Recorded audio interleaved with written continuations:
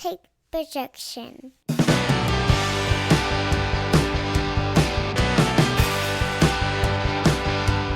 It's Friday morning, and you know what that means. It's time for the Alabama Slam podcast. I'm your host, Corey Hanna. What's going on, guys? It's Patrick Akers. And it is our 1-year anniversary.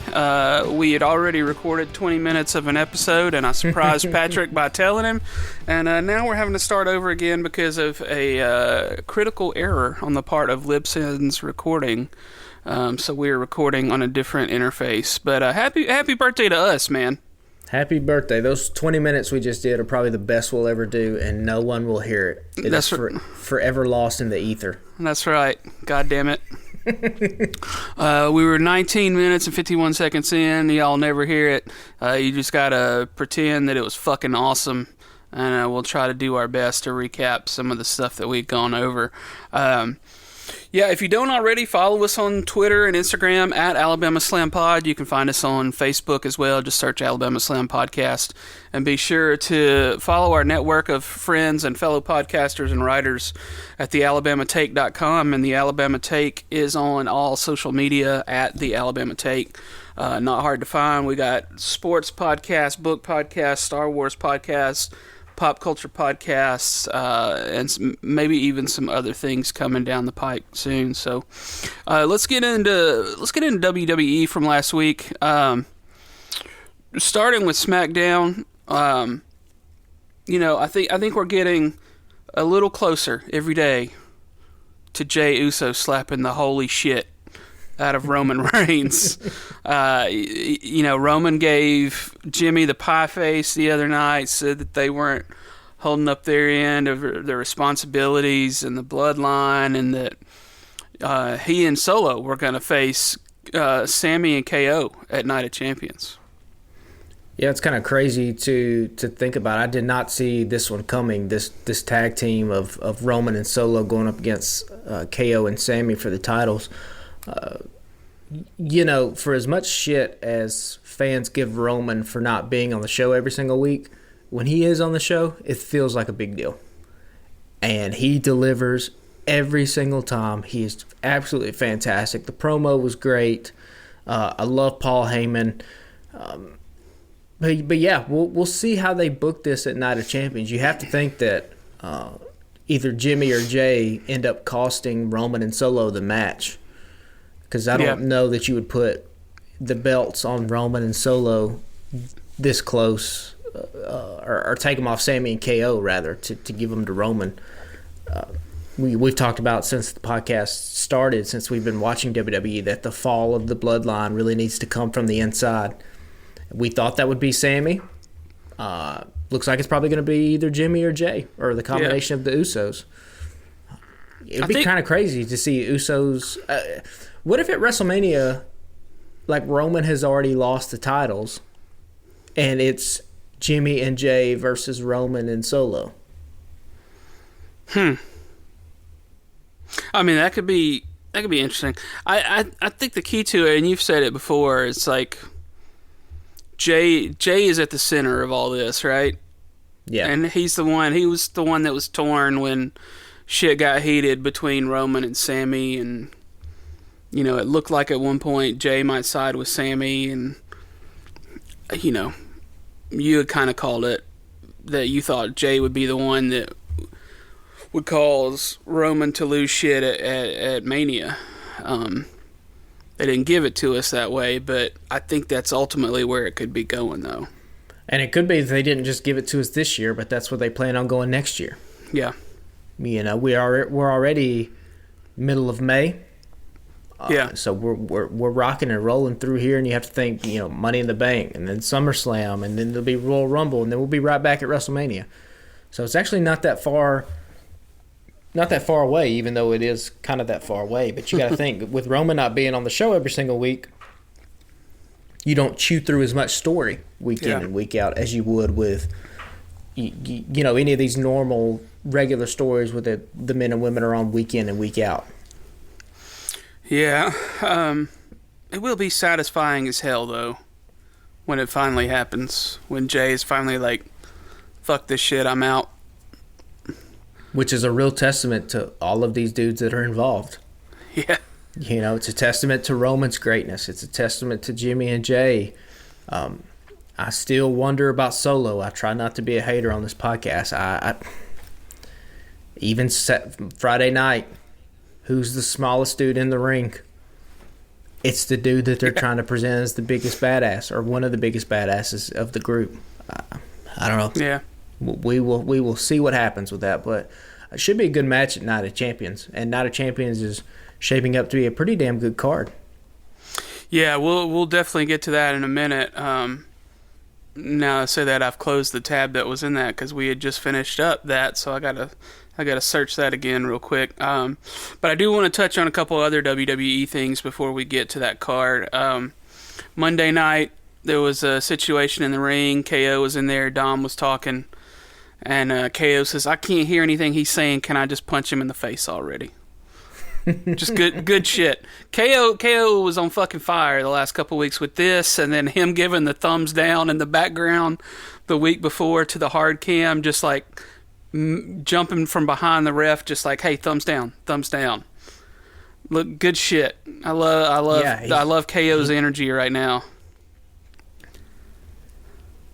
Yeah, he just makes memeable moments, right? Seems like a lot of that is just how do we make what little thing can I do that turns into a GIF or a meme? Yeah. Yeah, like instantly I was searching for it in GIFs that night on Twitter, and it, of course, the internet is undefeated. That shit was on there pretty quickly.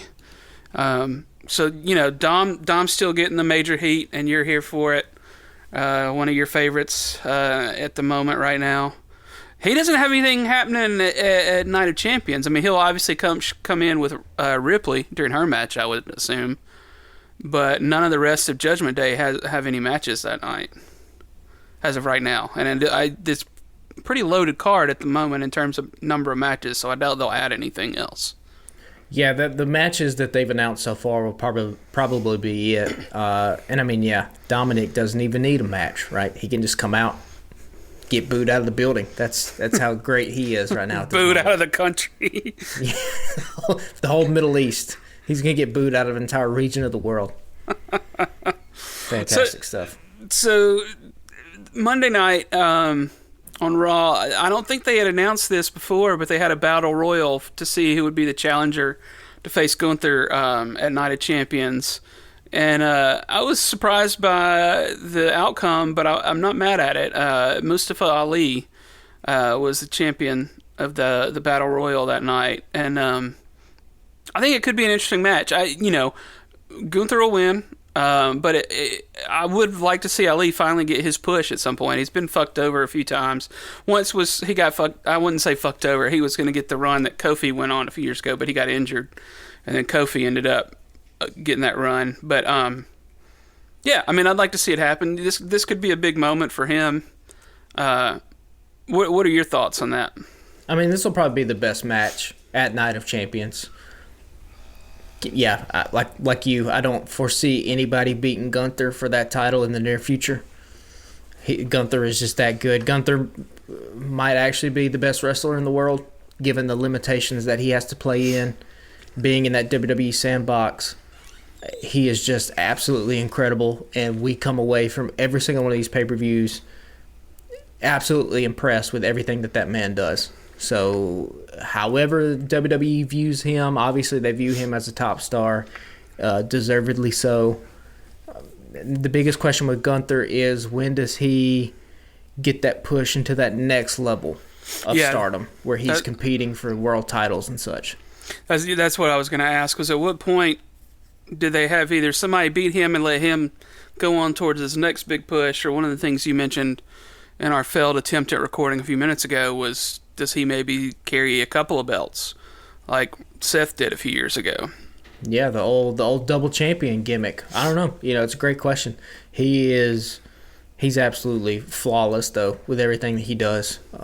And I think it also just goes to show that, look, you don't have to have the main title to make yourself feel important when it comes to pro wrestling. I think Cody has done that well. Post WrestleMania, he's not had the title, but the feud that he has with Brock Lesnar, I think, has elevated both men.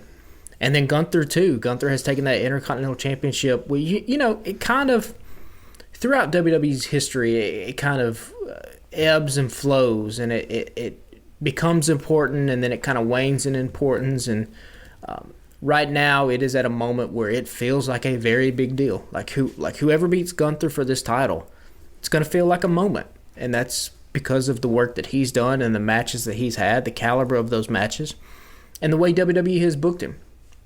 I don't know who that guy's going to be. I do not think it's going to be Ali next Saturday. But it's a good spot for Ali to be into, to remind people what kind of performer he is inside the ring. And like I said, this would be... It's not even a dark horse candidate at this moment to be match of the night because it's got Gunther in it. And any match that Gunther is in is probably going to be the best match on that card. Yeah. But yeah, this should be a good match. I'm excited to see it.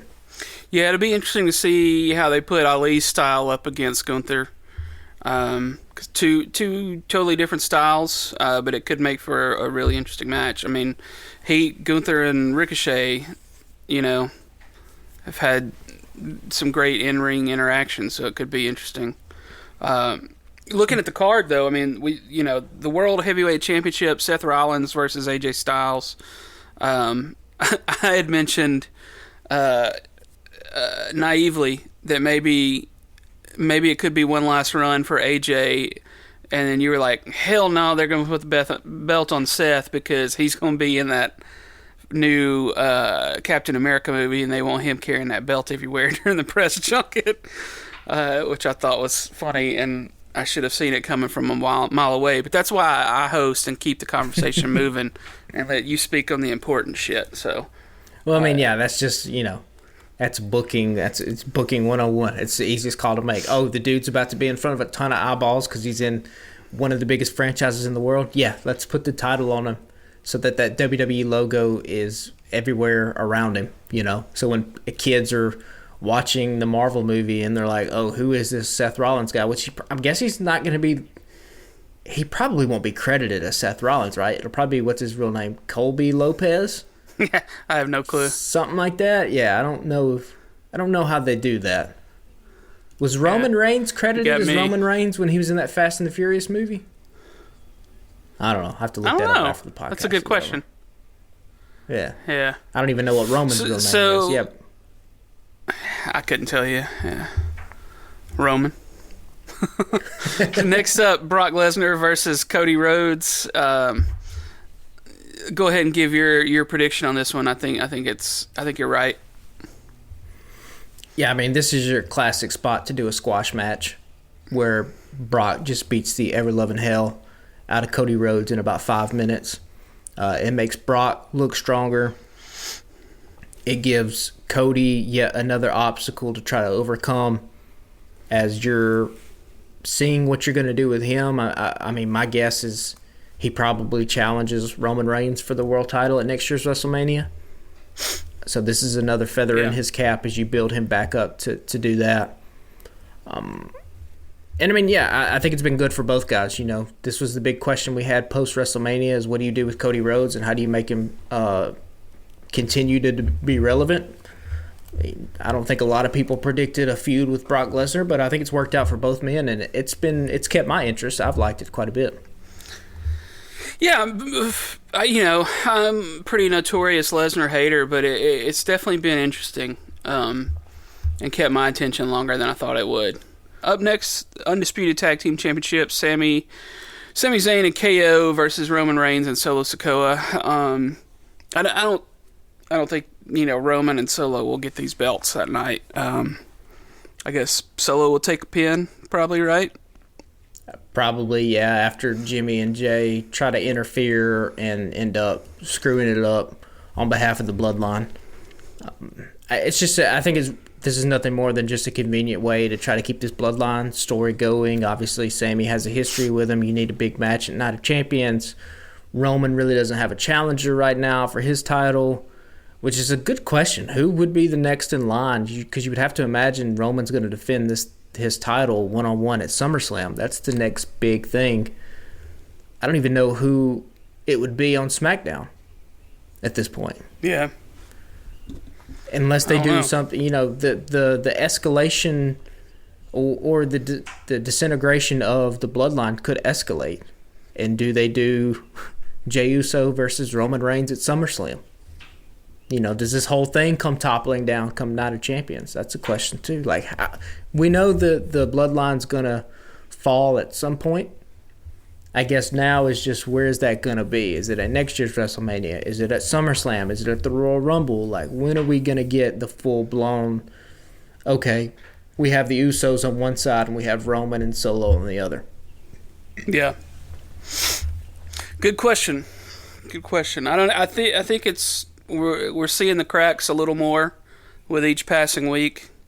You could tell Jay's kind of at the end of his rope, or at least he's damn near it. With the way he reacted the other night when Jimmy got pie-faced. So yeah, I think it could happen sooner rather than later, but do they want to string that out and have that be something that leads up to Mania next year, or do they just want to kind of, put a Band-Aid on it for the next few months and start building that shit back up again around Christmas? Yeah, that's probably the biggest question that's going to linger over SmackDown for the near future is what happens with the world title on that show, and how fast does the fallout of the bloodline happen? It's going to be entertaining regardless of how long it goes, and it's going to make for a satisfying conclusion. So we'll see how that plays out over the next couple of months. Yeah. So up next for the Intercontinental Championship, Gunther versus Ali. We kind of talked about this one a bit already. Gunther will get that one. Will be interesting. I think I can't remember if I said it this recording or the other one, but Ali style versus Gunther to see, how that works out. And then Raw Women's Championship, Ripley versus Natalya. This one is probably the one I'm looking forward to the least, just in terms of moving anything forward. But with Rhea, it's always going to be entertaining. Yeah, we said the same thing about Rhea and Charlotte at WrestleMania, and we're like, oh, we're not really feeling this one. And then we came on this podcast and was like, holy shit, that was awesome. So, yeah. That's just a testament to how good Rhea Ripley is. Natalya can go in the ring too, so yeah, this is just an excuse to get Rhea on the card. She's same thing that they did at Backlash, give her an opponent, let her win. She looks great in victory. And she continues, and we'll see who is the next woman. Come Monday night, or last Monday night, she was staring at the monitor as Becky Lynch was delivering her promo. So you got to think that a Becky Lynch versus Rhea Ripley program is somewhere on the near horizon for the WWE and for Monday Night Raw. So I'm down for that too. That'd be great. Yeah, fuck yeah. I'd love it. Give me that. Speaking of Becky, she faces Trish Stratus. Which should be entertaining. That's the last one listed on this site for the evening. You had mentioned that Lita kind of disappeared out of the storyline, like, recently, after being pretty prominent in it for a little bit. But I think this match will be fun. What are your thoughts on it? This should be good too. Yeah. I like what Trish is doing. Obviously, Becky Lynch is a huge star. The rumors were that they were going to keep this thing going until SummerSlam, which is in August. You still have 4 more months. I guess you could do that. If you do that, I think Lita has to reinsert herself into this story at some point, either on the side of Becky Lynch going up against Trish, or probably what's the more interesting thing to do is to have Trish and Lita team up as sort of the returning legends who feel like they have never got their due respect from this generation of women stars. That would mean at some point you need to find a tag team partner for Becky.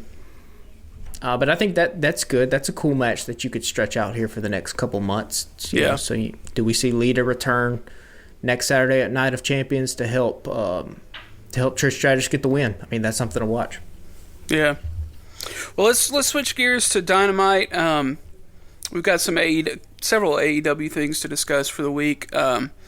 We shit on some of the way the production is handled some here and there with Dynamite, but I thought they did a really great job with the way Jericho and Roderick Strong brawl took place last night. That kind of shit is hard to do if you're in production.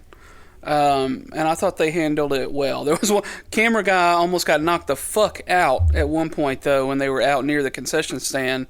I don't know if you caught that. But it was basically one dude handling most of the action there for a minute or two. And then I was like, where's the other camera guy? Yeah, and then you could see him kind of peeking through the crowd, and the camera almost got knocked out of his fucking hand. And I was like, uh-oh. Maybe they'll be rethinking how they do it. But you could tell, like, the crowd was just going to do what the crowd was going to do. The security was trying to keep them back, and people were just like, no, get out of the way. We're coming. But, yeah, I mean, that was entertaining, and to see it go outside, you know, the Cole and the JAS were quote unquote banned from the building, but then Adam Cole's waiting outside, and I thought that was a nice little twist. And what did you think about that whole segment? I thought the match between Jericho and Strong was absolutely fantastic. It was physical, it was brutal. Roderick Strong, I probably owe him like $60. Just because when I was wrestling, like, I stole all my shit from Roderick Strong. I probably owe Roderick Strong and Alex Shelley both like $60 a piece. Just because my whole moveset was just like straight up rip off is what those two guys was doing. So I've always been a Roderick Strong fan. It's cool to see him get in this position. This was a great match. I mean, those chops, especially those chops in that stairwell. Yeah. God, that sounded brutal. I've never seen two guys fight in a stairwell. And I almost thought, like, oh, shit, are they going to take a bump, like, down the stairs? Are they going to straight up do a, like, Hollywood shit? Yeah. Which was great. And then, I love the fact that Roderick, you know, being smart, just let him out to the building. Also, it just proves how stupid Jericho Appreciation Society is. Like, why would they not have their guys staked out to the building? You know? That would be the first thing that I would think about. Like, oh, you're banned from the building? All right, cool. It's false coming anywhere. I'm going to go outside the building. Then we're going to jump his ass. But again, like, you know, you can play it up to Jericho's narcissism, right? He thinks he can beat Roderick Strong all by himself. This was fantastic. Yeah, shout out to production. And the fans were eating it up. Yeah, anytime you can brawl out into the fans, it makes it. It adds a cool little level of excitement to it. So yeah, like the first live WWE event I ever went to was a SmackDown, and there was a brawl out in the hallway with her, or whatever you want to call it, with AJ Styles and Bryan Danielson, and that shit was fun. Daniel Bryan, excuse me. That shit was fun. They were knocking over like hot dog stands and shit like that, and knocking over merch and everything, and that was fun. I wasn't like out there in that section of the venue, but you know, I was watching it from inside. But it was still fun. But yeah, kudos again to the production team for the way they did that last night. That shit was great. I thought the show top to bottom was great last night. There's great stuff with Ricky Starks and Jay White. I don't think we've seen the last of their feud yet, but Starks again is just the shit. And he and Jay White going at it. What I thought was, it wasn't the main. Well, was it the main? No, it wasn't the main event, but it was fun. Could have been a main event, I think. I don't know. What'd you think of the whole show last night? It was interesting because this show while it was good, it felt really different in the fact that it started with a promo, it started with Wardlow and Christian Cage, and then it ended with the Elite and Blackpool Combat Club, and that way it felt very WWE-ish. Yeah. Which is interesting considering that AEW is about to. They're about to have another 2-hour show, Collision, on Saturdays. And so we have talked about for the longest on this podcast that if AEW could somehow get to a point to where the level or the quality of the stories they're telling matches the quality of the in-ring action that they put on week in and week out, this is going to be a fantastic program. Now, the television ratings seem to be not following and trending in that direction whatsoever, which is it's never a good sign when you have Tony Khan getting on Twitter and being like, hey, thanks, guys. The last 2 Dynamites were some of the highest rated on CageMatch.com. Where you're just like, Tony, just don't do that. Don't do that. Come on now. You don't have to. Don't be that much of like an internet nerd, right? Warner Brothers does not give a shit that these 2 Dynamites are the highest rated on CageMatch.com. You know what I mean? They want to see television ratings because they want those ad dollars coming in. So I saw that today and I thought that was really funny. But yeah, there were just a lot of things like the Orange Cassidy and Darby Allin team up. Yeah. For like no reason. While it's cool and it was a good match, like there's no reason to do that. Same way with like Sammy Guevara had just basically a squash match against a jobber. Yeah. That was no other reason just to give him something to do on the card and let him have his promo. Interesting enough, I thought Guevara's promo was really good. However, he's a complete babyface now, I guess, right? Yeah. I mentioned last week or week before that I kind of had a change of heart, maybe a little bit, about the way I feel about Sammy. Do you think the crowd is getting behind him a little more? Because he was getting booed out of the fucking building just a few months ago. Yeah, and I mean, a lot of it probably has to do with Wednesday night they were in Texas. Sammy's a Texas guy. But yeah, it was just weird because his change of heart comes for like no reason. Yeah, they gave him no kind of narrative reason to all of a sudden be this like bleeding heart babyface, which we talked about last week. How this is more aligned to what his AEW All Access character was than it is to what he's been presented on Dynamite for a while now at this point. Yeah. So, also, is he still in J? Did he walk out of JAS? Is shit getting fucked up in my head? Has he not been a member of JAS for a while? No, he still is, but he hasn't. I don't think he's come out with them since he's been doing this 4 Pillars thing the last few weeks. Because you would think that they would be like fucking shit up for him every week, but they've been stayed out of it, right? Yeah, which doesn't make a ton of sense from just the storytelling aspect. I mean, he's walked away from them in the past and came back, but that was like a year and a half ago. Yeah, that's what I was trying to remember when I was watching Wednesday night. I was like, wait a second. So he or is he not a member of JAS at all? Yeah, he still is, unless I missed something. Yeah, if we did, it's a colossal mess up on both of our parts. But yeah, again, that's a thing we've talked about ad nauseum on this podcast. This is where a writer's room comes in handy because people be like, well, what are we doing? Why is JAS not helping Sammy? Like, why is Jericho not helping Sammy? We need some kind of little kernel to give to the audience because essentially now I guess Sammy's just going to be a babyface.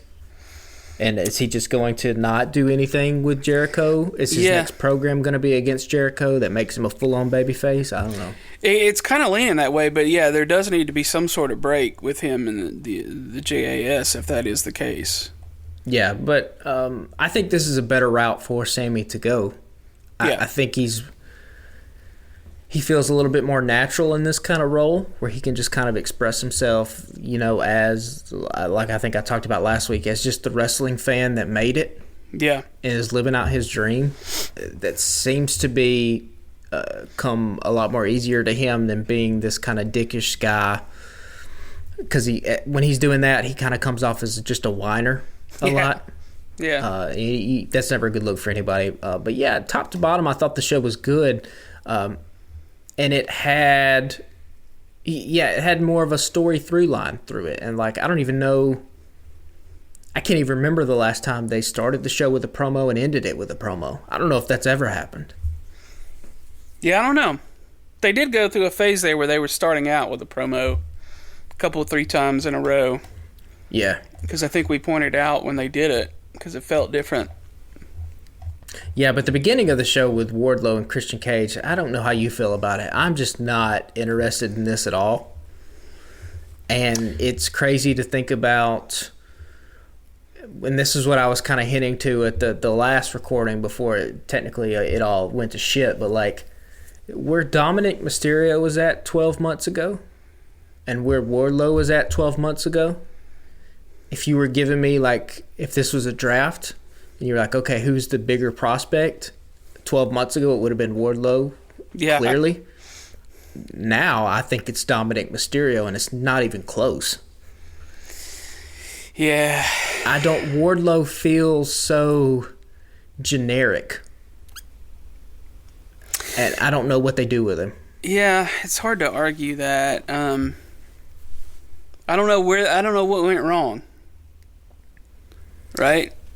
You know, I don't want to come down too hard on the guy, but I will say 12 months ago he was, you know, sharing the spotlight with what is perhaps he's at least the biggest star in AEW, one of the biggest stars, if not the biggest stars in wrestling, in MJF, a guy who turns everything to gold that he touches.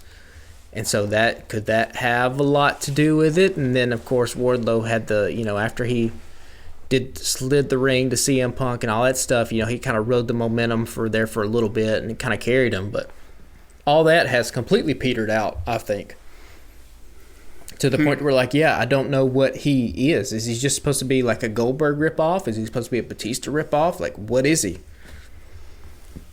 Yeah, good question.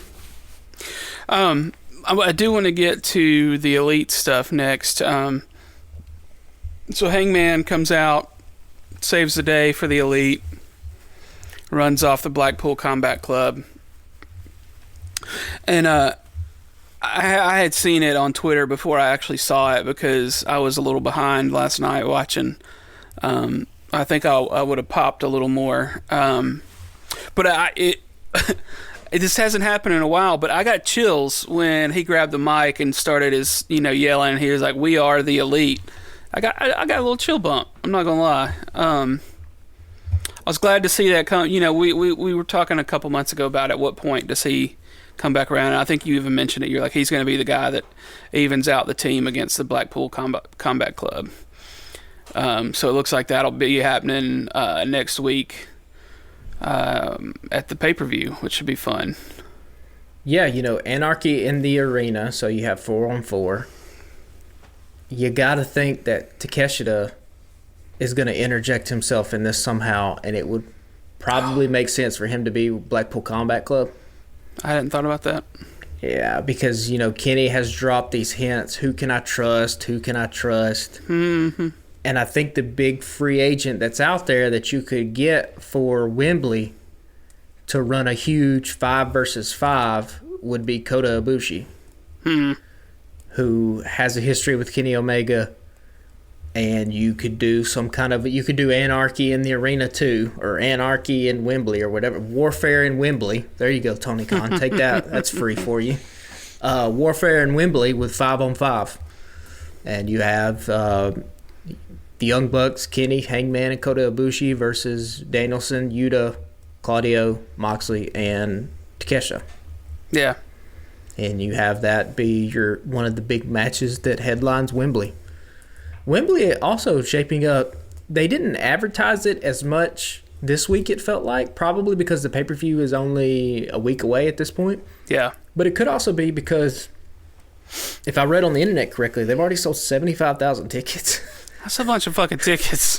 So, how much more do you need to promote it? You ain't even fucking announced a match for it yet. And if the thing only holds 90K, well, shit, you're 9/10 of the way there. Yeah, because they're just they're releasing the tickets in chunks, right? Mm-hmm. So, yeah, I don't know. I mean, it doesn't look like they're going to have any problem selling it out. Yeah, and so, there's been a big push, and then it felt like Wednesday night was they mentioned it, obviously, but it felt like Double or Nothing was the primary focus of the show, trying to get to that point. Yeah. For the 28th. But yeah, it was very Avengers-esque. With all, like, Kenny had the fucking trash can looking like Captain America, and Adam Page comes out with the eye patch like Thor, and has the broom with the barbed wire on it. And I didn't think about that. Yeah, blonde hair, huge pop, by the way. Yeah, that dude is so over in that company. Like, There was a thing yesterday or day before that was like, would he go anywhere else? I was like, I don't fucking think so. Like, do you follow him on Instagram or anything? No. So, like, he shut down his Twitter a while back, but just some of the stuff he posts on Instagram every once in a while, I'm like, I don't think that dude's going anywhere, man. He's having the time of his life. Like, and he probably, he just had a kid. He probably likes working fucking 2 days a week and then going home. Yeah, and he seems like a pretty self-actualized guy. The big thing that you always have to ask about these people who are in AEW, who have never been in WWE and could potentially make the jump here in the near future is, like, are they motivated by that? Like, are they motivated by more money and a bigger spotlight? And I think when it comes to Adam Page, obviously neither you or I know this guy personally, so we're purely speculating here. But, like, I don't know if that means a lot to him. I think probably to Kenny and the Young Bucks and Adam, like, building up AEW is really important to them. And trying to get it to a place to where it can sustain itself long past those guys retire from in-ring competition probably means the world to them. Yeah. So we will see how it shapes up. Obviously they are going to headline Dynamite as it looks like Collision. That roster is shaping up. And I guess this is probably as good a time as any to talk about that. All the rumors that are coming out with that stuff. It's been a weird couple days, man. Yeah, so the upfronts were yesterday. They officially made the announcement about Collision. There was supposedly some poster artwork that had Punk on it, and then it was removed, and then supposedly Punk was like, "Yeah, I don't want to be on there. I want it to be a surprise." And they were like, "That's the fucking worst kept secret." Like, even my wife would probably know that as a rumor right now, right? That Punk is going to be on there. Like, yeah, everybody fucking knows. And then, but we did see Miro back on TV last week, and Rosa going into Tony's office. I had just completely fucking forgotten about Andrade, to be honest. But he's in the discussion, and that's fucking awesome. Yeah, so I told you before we started rolling that I found AEW posted an actual picture, which I guess is the promo material they used for the upfronts Wednesday, because it's official. And so it's basically broken up into 4 tiers. And so on the bottom tier, you have all of House of Black, Brody, Malachi, Buddy, and Julia, and they look so fucking badass on this poster. I mean, they're the coolest thing. Right above them, from left to right, you have Andrade, FTR, and Miro. Above them, in the two biggest, I mean, they take up the biggest part of the poster, you have Orange Cassidy and MJF. And like I told you before I started rolling, the way it looks graphically, it looks like there could have been another person who was smack dab in the middle of that, and at last minute they had to just move MJF and Cassidy closer. Yeah. But that's interesting because Cassidy, the international champion, so are those secondary titles, are they going to be show specific? And if so, why the hell is the TNT title not on Collision, since Collision is on TNT? Right. Whatever. And then above them, from left to right, you have Samoa Joe, Thunder Rosa, and Powerhouse Hobbs. If this is a hard brand split, this has to be the first inkling that we've got of who is going to make up the rosters. Now, obviously, the rumors have been that Collision was always going to be headlined primarily by FTR and Punk. That was going to be their show. And Blackpool Combat Club and the Elite were going to stay on Dynamite on Wednesdays. I don't know, man. I dig the Collision logo. It's a throwback to the Nitro logo. Red and black. That's kind of cool. Yeah. I saw a comparison side by side of both of those actually this morning. I thought it was kind of funny. Yeah, so do they get hit with a cease and desist letter from WWE, considering WWE actually owns all of WCW material and not Turner Network? I don't know. All right.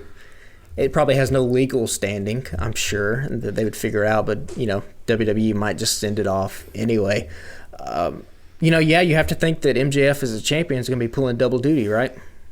Yeah, I heard at first it was going to be a hard split, and then there was a thing today that was like, it's not going to be necessarily a hard split that they first thought it was, and then there was the thing I sent you before lunch from comicbook.com that said that, Kenny cut a promo after the show went off last night about mending fences with people, and clearly he meant, like, Adam Page at first, but then he even said something to the effect of people who we couldn't stand to be in a room with for a while or something to that effect, which was most people was like, yeah, that's clearly talking about Punk, and like, are they going to work that out for the greater good?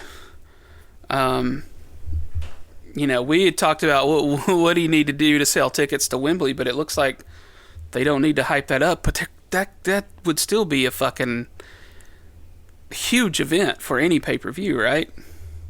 Oh, yeah, absolutely. And, I love myself a good old-fashioned Civil War storyline in pro wrestling. I think it makes for just some great television. At some point at one of these pay-per-views, be it maybe you want a little bit of a build to it, do they do a Collision versus Dynamite, for control of the company, a la some like WCW versus NWO type of stuff? I don't know. The big question too. The big question too coming into Collision is, how is the crowd going to respond to CM Punk when he returns? I mean, they're going to be in Chicago for that first week, so I think he'll go over like gangbusters. Now, the next week when they go to Toronto, is it Toronto? Did it get announced at the first? Did it get announced that the first Collision is in? In Chicago? The first week is Chicago. Okay. Unless I'm crazy. I thought last night or Wednesday night it was Tony announced that the first location for the first Collision would be announced later. Now, it could actually be, the rumors and the dirt sheets have found out it's going to be Chicago. Yeah. But I didn't know. Unless I'm crazy. Oh, come on, Google. Technology has not been on our side today. Yeah, it really hasn't. All signs. United Center as its first venue. Okay. All signs pointing. Pointing, okay. Yeah, I mean, I guess that makes sense. Punk's never going to get booed in Chicago. But will he be, that next week, in the following week? Yeah. Will he be the returning hero, or will he be seen as, holy shit, this dude put into jeopardy everything that AEW tried to work for? It's going to be interesting to see who's on board with him being back and who's not. If Kenny and them are willing to make peace, and apparently he and Jericho already had a meeting. Nothing has come out really about how that went, but at least not that I've seen. Here's the interesting thing, though. All of a sudden, Ace Steel is back in the conversation again because Punk. I don't know if it's just Punk being Punk, but like they have this fucking announcement about at the upfronts yesterday about the show, and then all of a sudden he's like, "Yeah, I want Ace Steel to be back," and they're like, "Well, he can work with you, but he can't be at the fucking tapings." And then a thing comes out today and was like, Ace Steel got rehired months ago by AEW to work with people like outside of the venues or whatever. I'm like, okay, what's happening here? Yeah, I think some of these people, this is all speculative. No one fucking knows anything, really. Right. I think if you're paying attention to CM Punk's Instagram, I've seen some pictures from it where he's talking shit about Brian Alvarez and all these dirt sheets. And what did he say? He was like, when you're the king, or this kind of stuff comes with wearing the crown, and calling himself the king of pro wrestling, which, hey, look at here. He's moved a lot of headlines to not be on TV for fucking, 9 months, 8 months? Yeah. He's been gone a while, and that's all anybody can talk about. This is kind of interesting. I had this thought today. Like, AEW is kind of, and I'm a history nut, it kind of reminds me of, like, the American Revolution. and just go with me here as I kind of like unwrap this, because I haven't thought about it too much. This is one of those like getting in the shower thoughts. But like when you and I first started watching AEW, there really was like a underdog kind of aspect to it, a la like the American Revolution, and you have this ragtag group of Washington and Franklin and Jefferson and all these Samuel Adams, all these figures emerge, right, as they sort of fight back against the British monarchy. But then the revolutionaries win. And the big thing, if you are a fan of Hamilton, there's that great song by Jonathan Groff, who's playing King George after the revolution's over. It was like, oh, what comes next? Now what are you going to do? Now you're free. Now comes the part of building the state building the infrastructure, building a country. Now what the fuck are you going to do? And I think that's kind of the situation that AEW finds itself in right now, which is they didn't have a lot of pressure on them in the beginning, and it was all gravy. Everything they did was fantastic. And then, Bryan Danielson comes on board, and Adam Cole comes on board, and CM Punk comes on board. And now you are this organization to now we are in the big leads. How are we going to conduct ourselves? And I think that's where AEW kind of finds itself in now. We're like that early, colonial time in America where they're trying to fucking get the Continental Congress together and they're trying to figure out how are we going to govern ourselves? What the fuck is this place going to be? That's where they find themselves at now. Now, much like that time in American history, there's a lot of moments where it could have went either way, right? And shit could have went south, and the Republic was kind of saved by this and that. AEW's had its similar type of moments. Fucking Ace Steel biting a motherfucker. There's a brawl. All kinds of shit is popping up, right? So we'll see if AEW goes the way of America and keeps this thing going and gets it back on track, or is this collision thing going to kind of be like it was for WCW, where they announced Thursday Night Thunder, another 2 hours of programming, and that's essentially the death knell for WCW. Yeah. I hope not. I hope not. I hope not as well. They got to figure out what to do with Rampage on Friday nights. Ratings are terrible and they keep moving it around because of basketball and other things, and ratings get even worse. But they're not booking it that great either, That's another thing weird, too with TNT. They're going to have to move this too. It's going to get preempted by basketball. Right now, TNT has the Eastern Conference Finals, so going forward, they're going to move this thing around because TNT is the flagship sports program they have. But I cut you off. Go ahead. No. I was just saying that, like, if you're recording Rampage the same night as Dynamite and you got a bunch of fucking people there, I just feel like they're not booking it as strongly as they can. Or could, and that's got to be one of the reasons why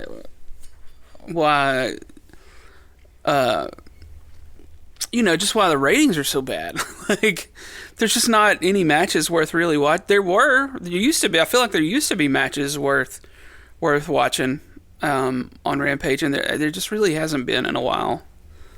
I don't know. I could be wrong. I do want to bring up this one point, though. So if I can be Conspiracy Patrick for a second and put on my tinfoil hat. Okay, tell me what you think about this. We know the ratings for AEW have not been great. Now comes this move to put another AEW show on a Saturday night time slot at 7 o'clock. Could this be nothing more than a sort of 4D chess move from Warner Brothers to put AEW on this time slot Saturday night at 7 o'clock so that years from now, when some college football television deals come up, they can go to the NCAA and say, hey, look, we want a piece of Saturday night college football. Here's what we've programmed on this time slot before, and here's how well it did. Think about what we can do if we put a college football game on here. Could that be what this is? Or are they actually, over the moon with how AEW is doing and decided to reward them with another 2 hour show? I mean, it could be either way. I don't know. It just looks like if they're going to have Punk and FTR and Andrade and Miro and some of those folks on Collision, it seems like the booking is already going to be better than what they're doing with Rampage, right? Yeah, we just know how valuable live sports are to networks. Right. And so if you want a piece of that pie, I think what you have to demonstrate, first of all, you got to come with a bag, right? You got to throw a bunch of money at the NCAA to broadcast some of those games, or probably just to conferences, right? I mean, that's what happened with the SEC. That's why the SEC is going to ESPN this year, and they're going away from CBS. So, all I'm saying is I would not be surprised if 2 years from now Collision gets canceled or gets moved to another night because Warner Brothers has bought, say, a Big 12 shootout Saturday night that they're then going to program the Big 12 game of the week Saturday night at 7 o'clock on TNT. I mean, you might be right. You might be right. It's going to be interesting to see how it plays out, though. A lot of wrestling to watch through the week, adding a Saturday night. And that's a big thing, is how many wrestling fans are there? Hardcore wrestling fans that are going to watch the type of product that AEW puts out. I don't know. I mean, now you were talking about 3 hours on Monday Night Raw. You were talking about NXT on Tuesdays, 2 hours of Dynamite on Wednesday. Thursday, I guess we get a break. Friday, there's fucking 2 hours of SmackDown. Now there's 2 hours of Collision. If there's a pay-per-view, that's another 16 hours almost. Feels like 16 hours on a fucking Sunday. That's how long some of these damn things are. Yeah, I mean, next weekend we got WWE pay-per-view on Saturday, and then Sunday night AEW. That'll be a 12-hour event. If you are a wrestling journalist, or you are a person that writes about wrestling or makes their living producing content for wrestling, and you hate your family, this is this is great. A great excuse to not hang out with them, right? Oh, I can't hang out on Saturday. I gotta fucking watch Collision. Yeah, I don't do shit anyway. I mean, I sit at the house most nights. I might get out one night a month and go hear some music or something, but. So, I mean, I'm in. Fine. What else am I doing? But I'm devoting a lot of my life to wrestling right now. This screams Patrick watches AEW Collision at 6:30 Sunday morning when I wake up over a coffee. That's what this is going to be. Yeah. It is going to be interesting to see what happens during football season. Oh, I'm not watching Collision. I'm not watching Collision in football season. Sorry. I'll keep up with it on Twitter, but yeah, I'll DVR it and watch it Sunday morning. Yeah. Well, once again, happy birthday to us, 1 year. I do want to kind of wrap it up, though. We've had to start and stop 3 different times because of some, I don't know if it's internet connectivity issues or what, but we've had errors. We started out on Libsyn, that crashed, and we moved to Riverside, and it's fucked up 2 different times. So I got to try to see if I can piece this together and get it released in the morning. Normally, we just download a file, throw it in a template with some music, and upload that shit. And that's the extent of my editing. But I actually got to devote a little bit of time to this tonight. So thank y'all for listening. We appreciate it, man. It's been 1 year. We took 1 week off in there for scheduling reasons. We even did a fucking episode in a car, driving down the fucking highway, coming home from Florida. That's how much we're devoted to this show. So, yeah, man, if y'all would, it would be awesome. Just share us with your friends. Fucking share us on Twitter at Alabama Slam Pod. Tell some of your friends about us. We'd really appreciate it. Patrick, you got any parting thoughts? No, just appreciate everybody that's been with us since the beginning as we try to figure out what this show is. I'm sure if we went back and listened to those first episodes, we'd be embarrassed with the way that we sound. So yeah, thanks for going on this ride with us, everybody. We appreciate it, and we're gonna have a lot of wrestling to talk about come June 17th. I'm sure we'll get another 2 hours. So yeah, and we'll probably do some sort of little preview next week of the upcoming pay-per-views. We kind of did that tonight, but we could get a little more in depth or something next week. We'll see what happens. But yeah, man, thanks again to y'all. We appreciate it, and we'll holler at y'all next week. Later, guys.